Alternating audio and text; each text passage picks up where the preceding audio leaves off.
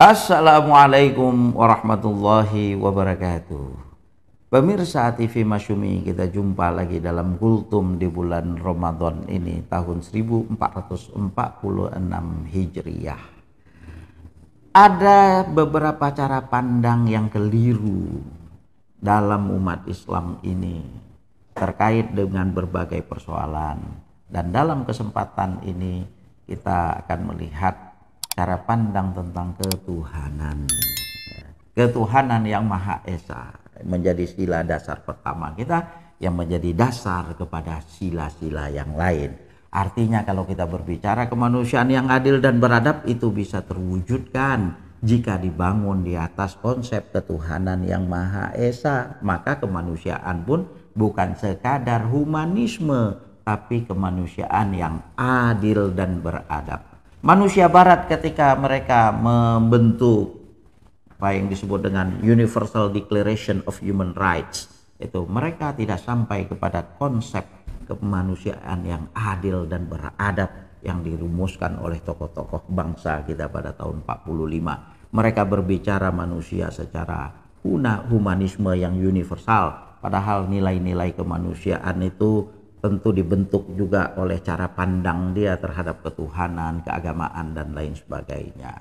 Begitu juga dengan persatuan Indonesia, kerakyatan yang dipimpin oleh hikmah kebijaksanaan dalam permusyawaratan perwakilan, keadilan sosial bagi seluruh rakyat Indonesia, semua itu menjadi sangat penting dan harus didasarkan kepada sila yang pertama tadi. Artinya kehidupan ini seharusnya dibangun paling utama dan mendasar dalam ajaran Islam apa yang disebut dengan akidah.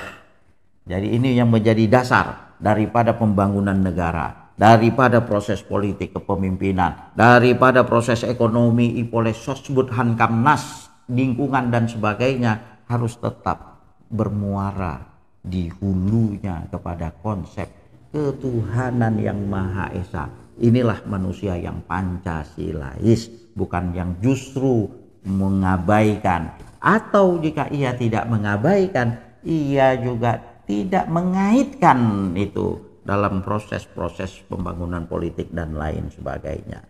Kadang-kadang dalam kehidupan kita ini kita menyebutkan jodoh di tangan Tuhan, rezeki di tangan Tuhan, ajal di tangan Tuhan. Itu ungkapan yang betul, tapi sesungguhnya kuasa Tuhan tidak hanya dibatasi kepada hal-hal seperti itu saja.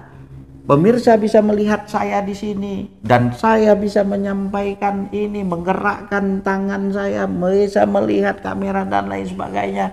Semua itu hanya bisa terjadi karena kuasanya. Kuasanya itu adalah maha kuasa, tidak dibatasi oleh ruang dan waktu, tidak dibatasi hanya kepada persoalan-persoalan tertentu, tapi dalam segalanya, dalam segala hal itu adalah mutlak kekuasaannya.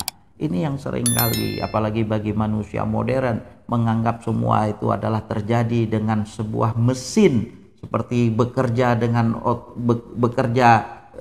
dengan keadaan yang ada, padahal semua fenomena sosial atau fenomena alam itu juga tidak terlepas daripada kuasanya.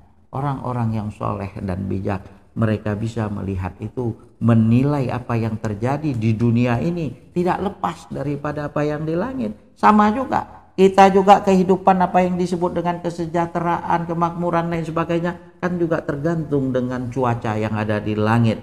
Apa yang kita sebut itu akan mempengaruhi apa yang ada di bumi. Bahkan sebenarnya di langitnya langit itu juga apa yang kita sebut dengan kuasa Allah itu sangat menentukan. Oleh karena itu ketika kita berada di dalam kesusahan dan sebaliknya juga jika kita berada di dalam kesenangan, ingatlah bahwasanya semua itu tidak lepas daripada kuasanya. Kita lakukan muhasabah jika itu baik dalam keadaan, bukan muhasabah dilakukan hanya dalam waktu susah, tapi kemudian ketika senang ia lupa, karena bisa jadi kesenangan itu bisa jadi awal daripada malapetaka, dan bisa jadi kesusahan itu awal daripada satu kebangkitan. Semua itu kita kembalikan kepada kuasanya, kita berserah diri kepadanya dan memohon mengharap kepada ridhonya. Semoga Allah turunkan anugerah kepada kita. Assalamualaikum warahmatullahi wabarakatuh.